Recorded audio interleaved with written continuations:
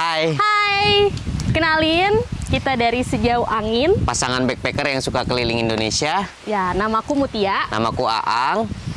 Di sini kita diajak untuk ikut program Dompet Duafa tebar hewan kurban untuk quality control. Ya, ke pelosok-pelosok. Dan ternyata di luar ekspektasi, pelosoknya sangat-sangat pelosok. Sejauh-jauh kita backpackeran nggak pernah sampai kayak pelosok kayak gini. Wah,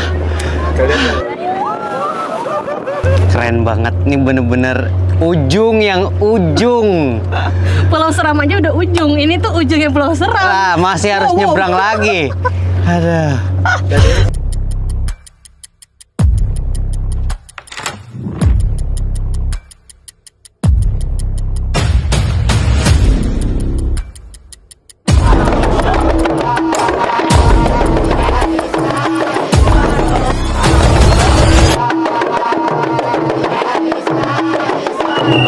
Gak nyangka disambut kayak gini. Gak nyangka disambut kayak gini. Wah.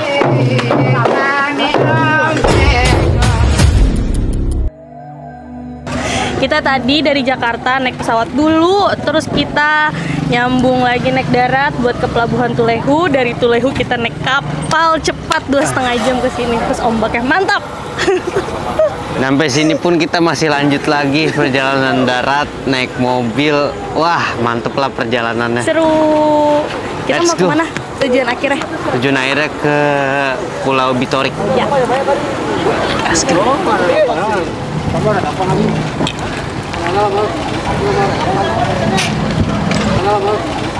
20 tahun lebih ini kita tidak pernah untuk rasakan itu sapi. Kita habis mandi, dan keluarga masing-masing pakai pakaian, kita pergi salat Idul Adha saja. Habis itu pulang. Ya pulang cuma hanya duduk begini saja. Ada makan, kita makan, habis duduk cerita ngobrol-ngobrol apa yang ada kita saja. Ternyata ada loh orang-orang yang tidak terlihat dan mereka memiliki kehidupan terisolasi saat musim timur dan musim barat, tidak bisa beli apa-apa, hanya mengandalkan apa yang ada di pulau itu, seperti di Bitorik. Ah, keren banget ya. Dan mereka tuh ceria gitu loh. Aku nggak ngebayangin. Kamu bayangin aja bagaimana sosial ekonomi di sini. Jadi untuk kurban di sini tuh layak banget karena untuk sehari-hari, untuk pendidikan, untuk makan aja mereka tuh sulit, apalagi untuk berkurban. Cuma itulah hidup. Kau di sini mau cari jalan keluar itu bagaimana? Wah, mau barang-barang ada rupa kayu ke apakah tumbang kapal bawa jual para uang itu gimana? Kecuali penada ini kan dekat di sini berarti bisa cepat. Kalau di sini kurban bagaimana Bapak? Ya Allah ketumpu korban ini sudah berapa puluh tahun sudah itu. Berapa puluh tahun belum ada? Wih, belum ada. Ya, bahkan kita sempat silaturahmi ke salah satu warga di sana. Itu seorang nenek-nenek, dia cuma tinggal sama cucunya dan nggak bisa bekerja gitu loh. Sehari-hari juga hanya mengandalkan sagu aja, sagu sama kelapa. Atau kalau misalkan ada tetangga yang berbaik hati ingin memberikan dia makan, ya dia makan dari situ aja. Sedikit di rumah ada baru katun jual lah. Jadi ibu saya ini susah. Karena kaki juga udah sakit, udah tua renta banget, dan ya kondisi di sana ya seperti itu. Laki-laki semua meninggal sudah berapa tahun. Makannya hanya sagu dan yang perlu kalian tahu, sagunya tuh nggak ada rasanya. Hanya dicelupin ke air hangat. Itu aja makanan si nenek itu. Aduh ibu, ngerepotin. Sagu lah ini saya. Wah. Sagu. Ini namanya apa ibu? Sagu. Sagu saja. Berarti ibu sehari-hari makan ini. Iya. Pakai apa campurannya? Ini saja. Campuran lain. Ini saja. Iya, kalau gula ada, katong bikin teh, colo. Sing ada gula sudah colo di air saja.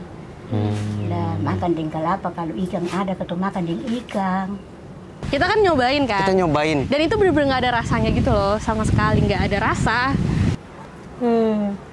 Jadi empuk ya? Iya. Mau coba?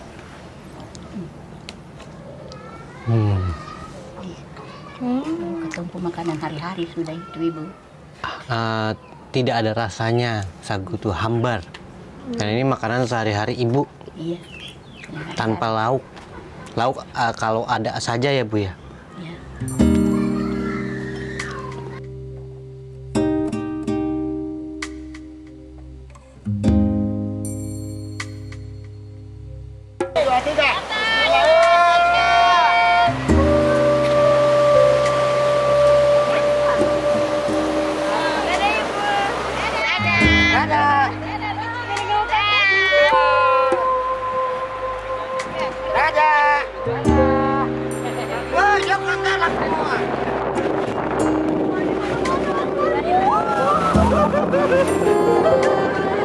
Kita nyampe sini malam karena perjalanannya jauh banget. Tadi dari Bitori kita naik kapal dulu, abis itu berjam-jam buat sampai sini. Ngomong-ngomong, kita di sini mau ngapain? Kita di sini mau quality control hewan kurban yang akan kita salurkan ke Desa Bitori.